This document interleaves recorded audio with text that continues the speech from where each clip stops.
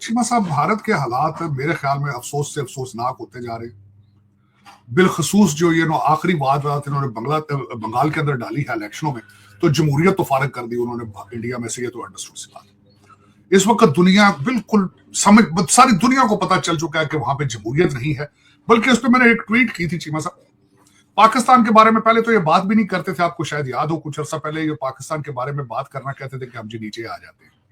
अब तो खैर नीचे से खुद बहुत नीचे चले गए। उसकी वजह ये है चीमा साहब, जमहूरियत के लिए, डेमोक्रेसी के लिए, उसको पॉजिटिव चलने के लिए अपोजिशन, कंस्ट्रक्टिव हेल्दी अपोजिशन की जरूरत होती है। वो तो है नहीं। चले उस पर भी बाद में बात करते हैं कि वहां पे हालात क्या है। बुनियानुल मरसूस मार का हक पे बात करते हैं चीमा साहब। तो दर हकीकत देखें, अभी तक कंफ्यूज हैं वो, इसमें कोई शक नहीं है। कभी कहते हैं हमारा तो शीशा भी नहीं टूटा था, कभी कुछ करते हैं, कभी कुछ करते हैं। आज भी उसी पॉइंट पर खड़े हैं, खुद फरेबी में। और इस खुद फरेबी के हालात ये हो चुके हैं चीमा साहब कि इस वक्त दुनिया के अंदर सबसे ज्यादा आइसोलेटेड कंट्री अगर देखा जाए तो वो भारत है।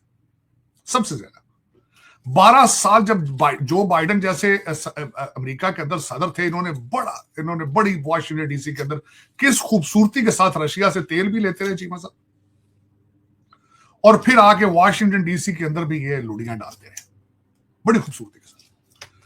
आज चीमा साहब जो आईएसपीआर ने जो प्रेस कॉन्फ्रेंस की है, उनका मुझे एक फिक्रा नहीं भूलता चीमा साहब।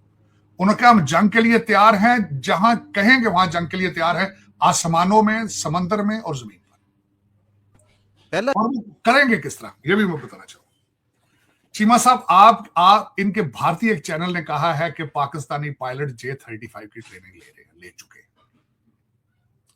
वो एक अब सबसे बड़ी बात है। और दूसरी बात यह है कि फतह 3 जो है सुपरसोनिक मिसाइल, मैंने बड़ी तफसील के साथ पढ़ा है कि चीमा साहब कि उसकी रेंज क्या होगी, सुपर फतह 3 की रेंज क्या होगी, कहां। अच्छा, ये कहते हैं जी पाकिस्तान नहीं तो चाइना से तुसी की पूछा जाए, आपके पास कौन सी एक चीज ब्राह्मोस, आपको पता है आपने कहां से लेकर पेंट किया है, सबको पता है। दिए हुए जहाज उड़ाने की सलाहियत नहीं रखते, बनाना तो बहुत दूर की बात है। दुबई में जहाज, आपके तो जहाज अपने एयरपोर्टों पे तो अलग है, बाहर दूसरे मुल्कों में जाके गिर जाते हैं। विश्व गुरु जो हुए, फिर कहते हैं पूरे विश्व गुरु, पूरी दुनिया के अंदर गिरना हमने हर जगह जाके। चले चीमा साहब, दर हकीकत दुख वाली बात यह है कि आज भी दुख वाली बात यह है चीमा साहब, मैं एक क्वेश्चन पूछना चाहूंगा हर एक जी शऊर जो पढ़ा लिखा बंदा है, आज अगर बीजेपी से, आरएसएस से पाकिस्तान की नफरत और भारत के अंदर बसते हुए मुसलमानों के खिलाफ नफरत, अगर इनसे दो ये चीजें ले ली जाएंगे, दो खिलौने इनसे ले लिए जाएं, तो इनके पास क्या है फिर पीछे? इनके पास पीछे बचता ये है कि फिर गटर से गैस किस तरह बनानी है, तीसरी यही चीज इनके पास बचती है। अगर इनसे पाकिस्तान की नफरत ले ली जाए, पाकिस्तान के साथ फॉल्स फ्लैग ऑपरेशन से छीन लिए जाए, ये खिलौना इनसे ले लिया जाए, और जो भारतीय मुसलमान हैं उनके खिलाफ उनको थप्पड़ मार मार के जो जय श्री राम बुलवाते हैं, अगर ये ले लिया जाए, इनके पास छिनकना भी नहीं बचता चीमा साहब। उसके बाद इनके पास उसके बाद शर्मिंदगी बचेगी।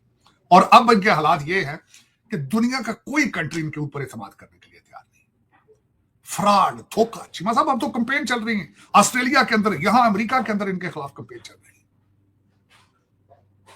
कि इनकी डिग्रियां जाली हैं, इनके लोग फ्रॉडिये हैं, ये जहां जाते चोरियां करते हैं, जहां जाते हैं धोखा करते हैं, फ्रॉड करते हैं चीमा साहब। अब तो कर गेम बहुत आगे जा चुकी। अब मैं दूसरी तरफ आना चाहता हूं कि बुनियानुल मरसूस, तो चीमा साहब आपने देखा है कि एक साल में, जरा मैं उसकी बताना चाहूंगा, आज उसको भी समअप करना चाहूंगा। जंग से निकल के दुनिया की तीसरी जंग को रुकवाने का सफर। मेरा दिल करता है ये किताब लिखो इसके ऊपर चीमा साहब, और उसका उन्वान यही हो, बुनियानुल मरसूस से निकल के दुनिया की तीसरी आलमी जंग को रुकवाना।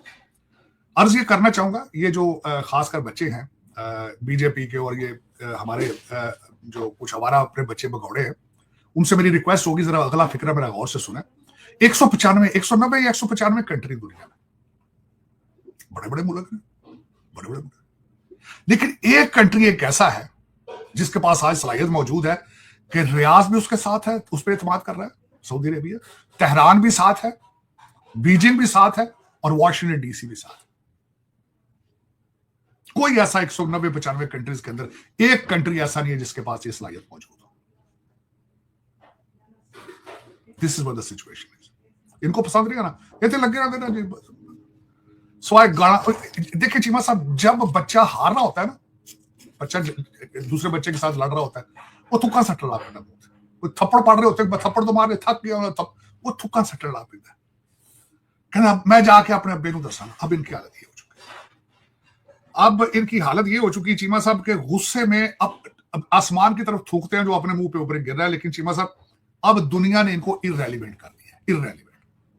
यकीन करें, मैं देख रहा हूं चीमा साहब, जो डायस्पोरा, पढ़ा लिखा डायस्पोरा, इंडियन डायस्पोरा बंगाल के अंदर जो इन्होंने किया है, पढ़ा लिखा डायस्पोरा वाशिंगटन डीसी अमेरिका के अंदर शर्मिंदा हुआ है।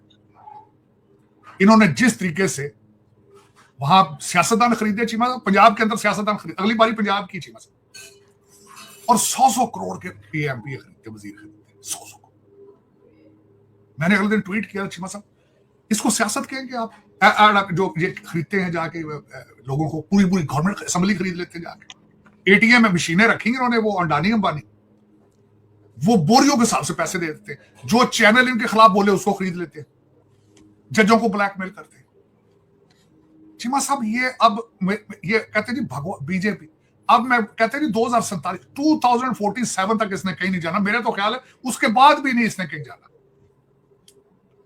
ये 2047 तक नहीं है, ये जब तक भारत को तबाह नहीं कर लेता ये कहीं नहीं जाते चीमा साहब। ये ना सियासत है ना आमरीयत है, एक नवा ड्रामा है चीमा साहब। लेकिन ताड़ साहब लोग यकीन तो फिर करते हैं ना उनकी स्टोरी पे, जो भी स्टोरी है। नरेंद्र मोदी की जो स्टोरी है लोग पसंद तो करते हैं। मैं सब नॉर्थ कोरिया वाले बंदे को भी, किम को भी बड़ी दुनिया नॉर्थ कोरिया को पसंद है। वो वोट इलेक्शन तो नहीं कराता है, जमहूरियत होते, जमहूरियत वो कहना जमहूरियत, उनको वोट चेक करो, 100% वोट लेता है वो, चेक करो यही तो करोड़ा। चीमा साहब पुतिन भी बहुत लोग पसंद करते हैं, प्रेसिडेंट चाइना के शी को पसंद करते हैं, नॉर्थ कोरिया वाले को पसंद करते हैं, अरबान फरमा रहा किंग इन्हें भी सारे पसंद करते हैं। चीमा साहब ये बात है चीमा साहब, अब दुनिया देखें दो चीजें, जब आप झूठ इतना बोलें कि आप खुद तो समझना शुरू कर देंगे ये सच है, दुनिया तो नहीं समझेगी ना सच। आप ये मानते हैं कि इनकी इकॉनमी, ये दुनिया का अगला फ्यूचर ये है? मैं नहीं मानता चीमा साहब इसका। तो फिर दुनिया फ्री ट्रेड एग्रीमेंट क्यों करती है इंडिया से? केड़ा फ्री ट्रेड करने के लिए आई कुछ नहीं चीमा, ट्रेड की गल करना। यूरोप भी करता है, ऑस्ट्रेलिया, इंग्लैंड। और चीमा साहब दर हकीकत बात ये है, आपके बीजेपी के, मुझे ये बताइए अपनी परफॉर्मेंस बेस्ड सियासत क्यों नहीं करते? ये बताए ना कि हमने इतने पुल बनाए हैं, इतने हमने फलां सूबे के ऊपर हमने टेक ओवर किया, मध्य प्रदेश ही ले लें, हमने उसकी किस तरह शक्ल तब्दील कर दी, वो नहीं बताते। सब पॉलिसी बेस करें ना बातें, मुसलमानों को गालियां देके या पाकिस्तान के खिलाफ फॉल्स फ्लैग ऑपरेशन करा के अगर ये सियासत करनी, इसको आप सियासत कहेंगे आप?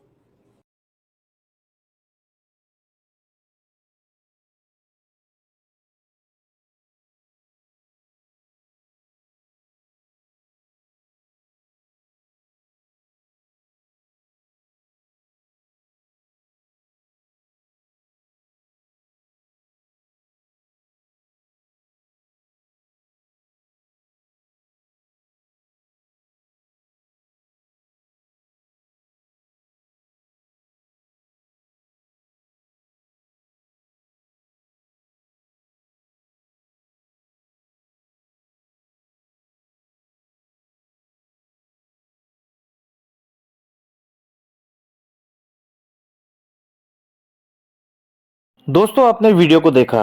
साजिद तरार ने भारत के प्रधानमंत्री नरेंद्र मोदी की आलोचना की। लोकतंत्र में हर व्यक्ति को अपनी राय रखने का अधिकार है, लेकिन किसी भी देश के नेता के बारे में बोलते समय शब्दों की मर्यादा और सम्मान बनाए रखना बहुत जरूरी होता है। प्रधानमंत्री मोदी ने भारत